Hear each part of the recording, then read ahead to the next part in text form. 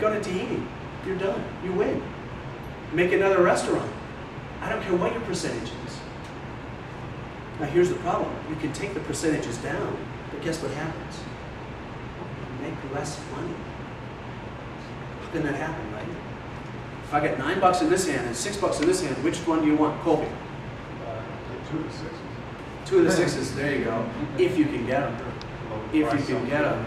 Well, you know what? You know, and that's the McDonald's theory. The problem is you can't buy cheaply enough to make that work. Isn't that true? Well, you could if you got your breakfast. I take that back. How many of you want to get up at 5 in the morning and start breakfast? How many do breakfast? Breakfast is a great business, by the way, to be in right now, because it's got a low everyday price. Okay, let's move on. All right, now I'm going to pitch you this thing, because this is cool, and I think you'll like it. And because Pete told me to. Menu Blueprint Kit. Everything we've talked about and more is in here. It's a really cool little deal. It's a neat little device that will walk through this process. If you follow this process, you will have an engineered menu. Talk a little bit about. Go ahead. Talk a little bit about highlighting. You don't have room on the menu to highlight. Then you got to make a bigger What menu. about new? I'm seeing new with new items on a lot of menus, a lot of chains and things. Is that pretty successful or increase your sales? It is kind of. Like new is a really powerful word. That's one of those big powerful words. Now is a good powerful word. New, top seller, bestseller, those things, they're very powerful words.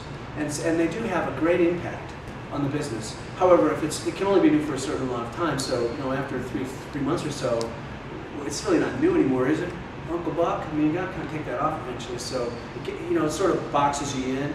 But also, you should be introducing new things all the time in your restaurant. That's what the business you're in. I mean, think about it. You're in a great industry. We do more than all the movie industry in 30 days. We do more income than they do all year. We do it all here in a month. We're $1.5 billion a day. Think about it. It's a huge industry. And it's sensual. It's wonderful. So, you know, I would say, be careful with the new thing. But what I would do is I would introduce new products. So there are 2 ways to do that. One is on appetizers. The other way is through desserts. So you get sweet savory. It's difficult on the entree side because the consumer doesn't like to risk their entree. You don't want to go home hungry. I just paid $40 and I'm hungry. This is stupid. Now I got to stop at Burger King on the way home. I'm not happy, and I'm not coming back. But they will risk their appetizer because guess what? I got the entree to back me up if I don't like my appetizer, so I'm willing to risk that. So try something new. What we usually say is if it's really burning down the house on that appetizer section, then let's go ahead and put it in. Now, by the way, anybody at pizza restaurants? Oh, good. Well, don't do pizza as an appetizer for a pizza restaurant. I see this all the time. Like, why would you have an appetizer or a pizza and then eat a pizza? It doesn't make any sense. And then, oh, by the way, we got a dessert pizza too. You want 3 pizzas? Why? You know, do something else. You know, do something interesting. Interest me. But the other thing is there's a style element to this that's really important. That is your way of doing a very common thing, right? Your way of doing something that makes it interesting. However that is, you can figure that out. I can figure it out if I look at a matrix. I can heartbeat because it's all there. It tells you exactly what you're doing, what your customers think of you, and where you can put energy to grow your business. And I have operators who call me all the time, every week. Thank you so much, this is great. I'm making money I didn't know I had.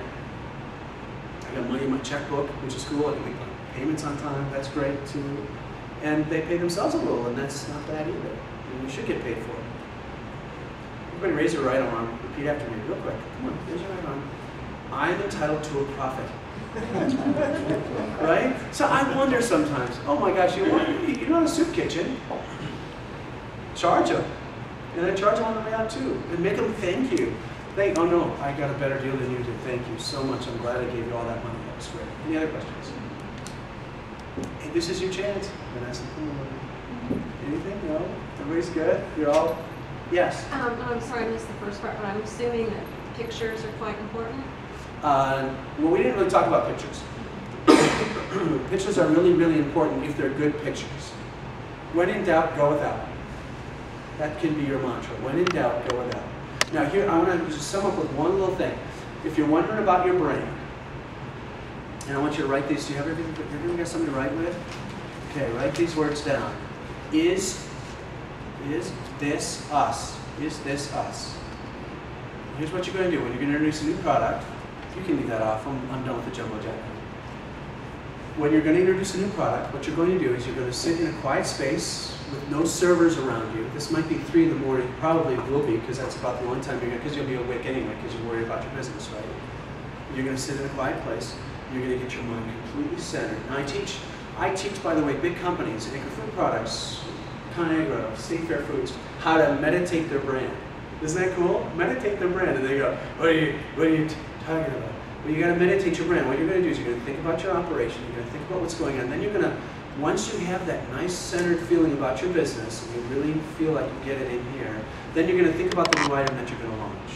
And you're going to get that, let it feel from your stomach up.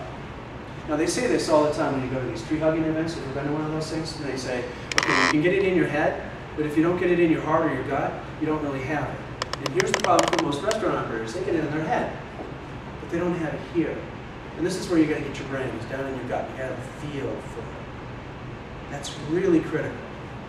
So is this us? That's the thing you're going to do. That's your mantra. And then what you're going to do is once you're calm, you're going to think of that new crab cake or whatever it is that you want to introduce, and you're going to go, is this us? And wait for it. Wait for it. And if you get that kind of icky, that funny feeling, like I said with the Budweiser milk, get that feeling, right away, no, probably not. But if you get this, ooh, joy, joy, this is wonderful, happy, happy, joy, joy, let's do it, then by all means launch. And you know what it comes down to that? Human beings are emotional. That's how they make decisions. No decision is ever made without emotion. Now, if you write a menu and you don't use any emotion, what are you doing? You're shutting off your customer. You need to be emotional to buy. That's how we do it.